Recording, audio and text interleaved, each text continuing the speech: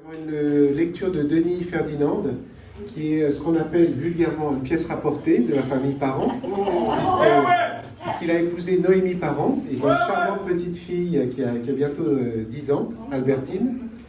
Et donc il va lire un extrait de son dernier livre qui s'intitule Combinaison. Ensuite, on a la chance d'avoir la présence de Julien Blaine, qui est un grand ami de Jean-Luc Parent depuis longtemps et de toute la famille, et qui va lire d'une part deux textes de Jean-Luc Parent, avec au centre un témoignage de lui voilà, sur sa relation avec Jean-Luc Parent. Alors bonne soirée et à tout à l'heure.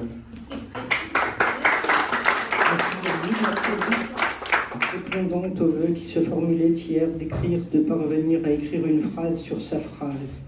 Des notes infimes ont été portées déjà sur papiers épars pour soutenir au cas où. Ces notes sont de lecture.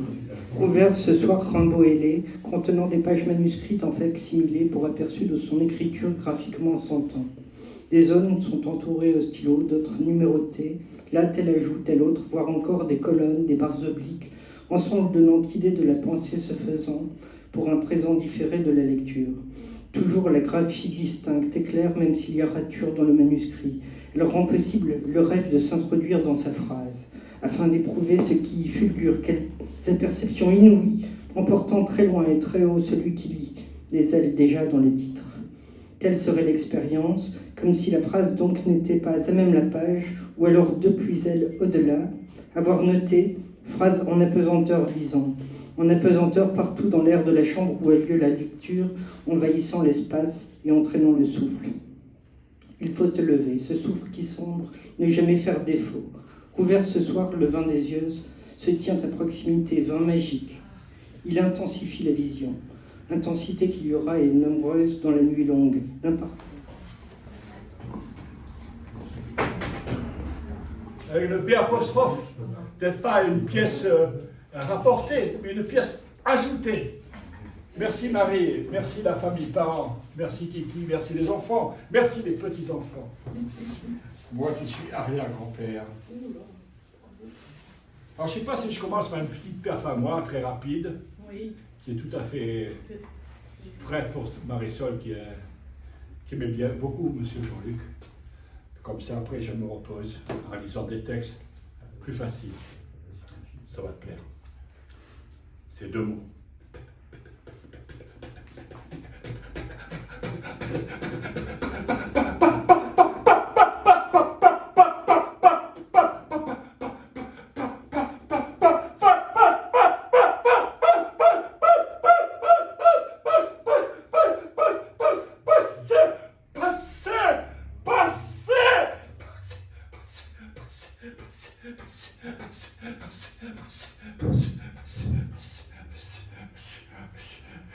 Jour J, heure H, minute M, seconde S, fini.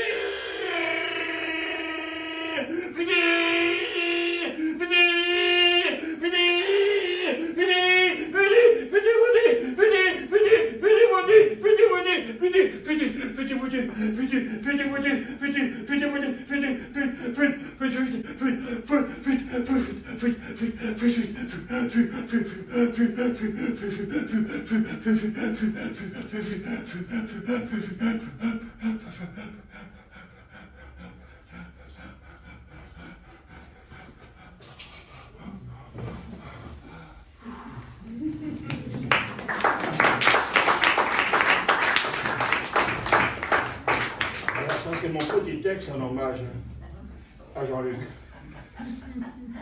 Nous étions si peu de poètes, Daniel, si peu, si rare être poète et être né au cours de cette Deuxième Guerre mondiale, peu avant, peu après.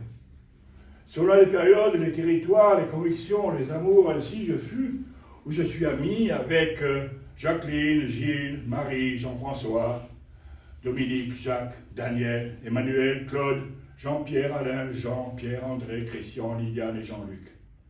Et Jean-Luc.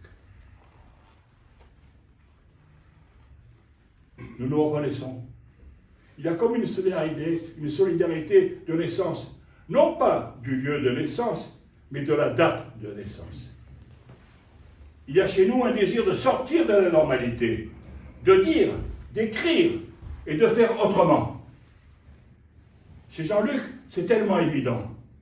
Ce bouleversement, cette écriture, ce regard, cette élocution, ce ton, cette gentillesse, cet abord, sans oublier ses ruses, son affection, ses amours et son désir d'amour.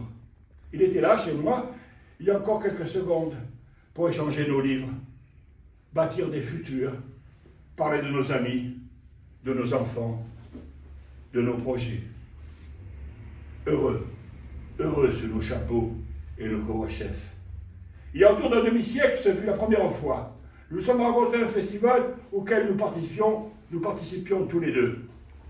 Il s'assoit, il pose ses feuilles sur la table, devant lui, et il entame. Il lit, un ton égal, aucun effet.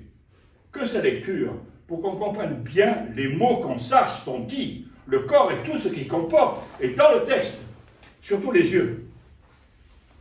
Dans une autre vie qui dura 6 belles années, entre 89 et 95, je fus adjoint à la culture de Marseille. L'un de mes rares titres de gloire, en tout cas de bonheur, furent parmi 1000 espaces créés, la friche de la Belle de Mai, le musée d'art africain, océanien et amérindien, le Centre international de poésie et le musée d'art contemporain. Quel bonheur! Mais quel bonheur ce fut pour lui, quelle joie, quand Bernard Michel et Philippe Verne choisirent pour lui une salle entière pour sa Jaguar rouge et ses grosses boules rouges et noires. On ne devrait prendre la parole que pour dire ce que personne n'a jamais dit. Et on ne devrait ouvrir les yeux que pour voir ce que personne n'a jamais vu. Afin de pouvoir garder intact l'espace où tout s'entend et où tout se voit. Garder intact la parole et la vie qui ne laissent aucune trace. C'est avec ces mots que Jean-Luc Parent commentait son installation monumentale « Mémoire du merveilleux » réalisée en 2012. C'est aussi ça l'expression, la démonstration simple, instinctive de ses bonheurs. Comment dit-il? Je déborde parce que tout est rond et n'a pas de limite. Je déborde parce que rien n'est carré, rien n'a de sens ni de frontières. Tout tourne sans cesse, mais personne n'en prend vraiment conscience. La vie est arrivée quand tout a débordé et quand tout s'est mélangé. Si tout n'avait pas été rond, rien n'aurait pu glisser, couler, rouler, s'enrouler, tourner, se répandre, dépasser les bords de son contenant et s'épancher pour faire naître le monde vivant. Voilà. Maintenant, je vais vous lire un texte de Jean-Luc qu'il a écrit pour mon ami Adriano Spatola, immense poète italien, dont le livre vient de ressortir dans la traduction de Castelin, qui s'appelle Vers la poésie totale, dont j'ai fait un numéro spécial de Dox, un tambour pour Adriano Spatola. Et voilà ce qu'il avait écrit, Jean-Luc. Le mouvement de la Terre, et dire en montrant du doigt, et si la totalité de la Terre, elle est sous les pieds, et que la totalité de chacun, elle est là, dans la poitrine, c'est que l'on peut entendre le bruit que fait la Terre en tournant. Et se coucher au sol pour écouter la Terre, et se relever en répétant, c'est ce que l'on peut entendre, le bruit que fait la Terre en tournant. Et poser tantôt la main droite, tantôt la main gauche sur son cœur, en répétant encore une fois, c'est ce que l'on peut entendre, le bruit que fait la Terre en tournant.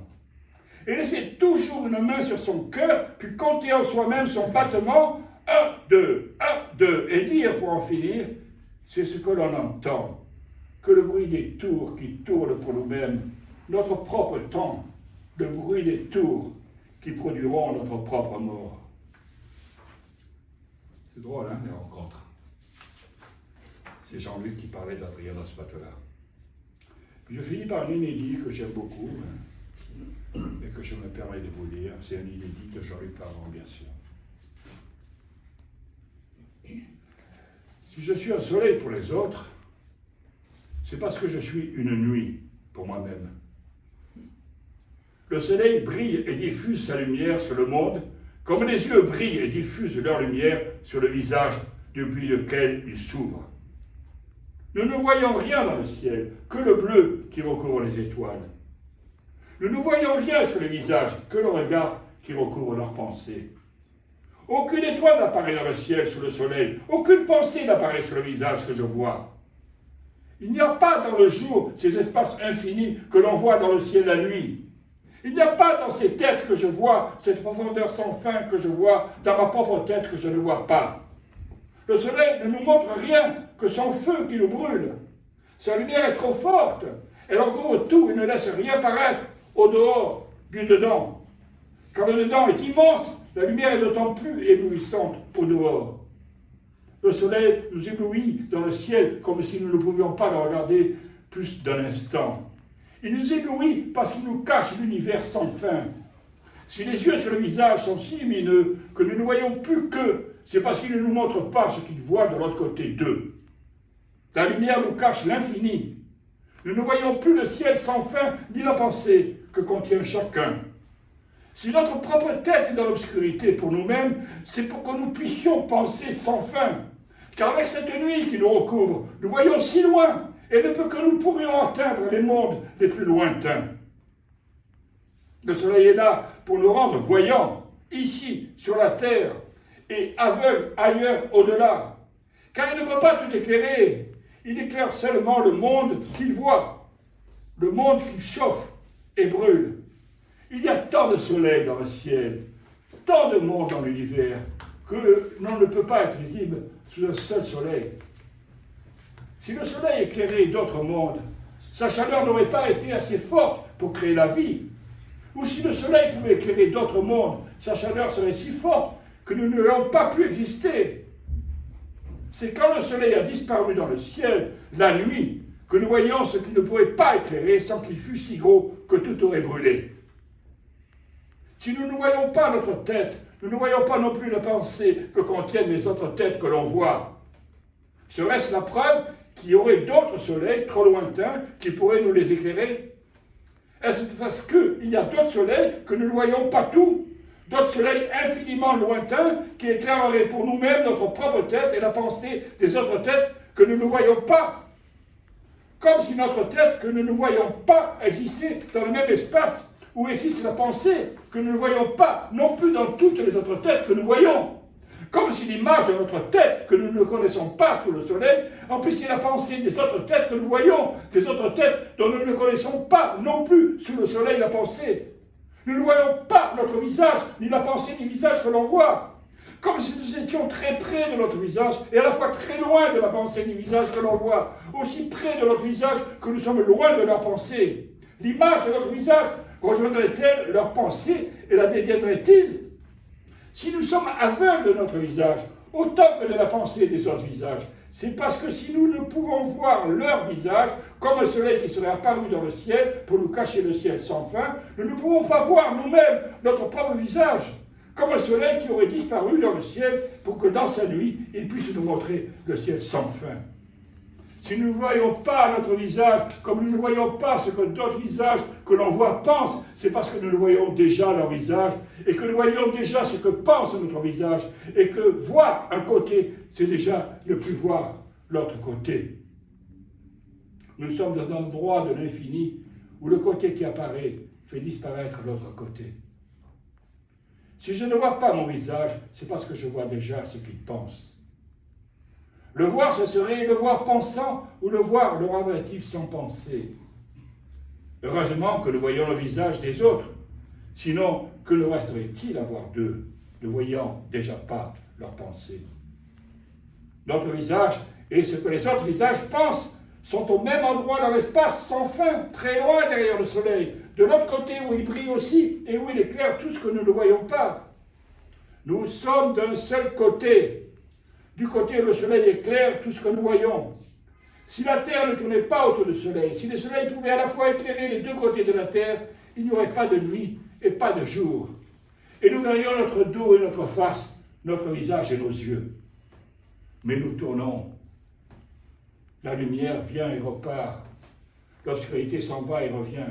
Tout est pris dans un mouvement qui ne s'arrête jamais. Je ne vois pas mon visage, mais je vois ce qu'il pense. Comme je ne vois pas ce que pensent les autres visages que je vois. Je vois les autres visages, mais je ne vois pas ce qu'ils pensent. Quand je ne vois pas mon visage, mais je vois ce qu'ils pensent. Est-ce que leur visage que je vois serait le miroir qui réfléchirait leurs pensées, que je ne vois pas? Est-ce que ma pensée que je vois sur les miroirs qui réfléchirait mon visage que je ne vois pas? Voilà, c'est de Jean-Luc.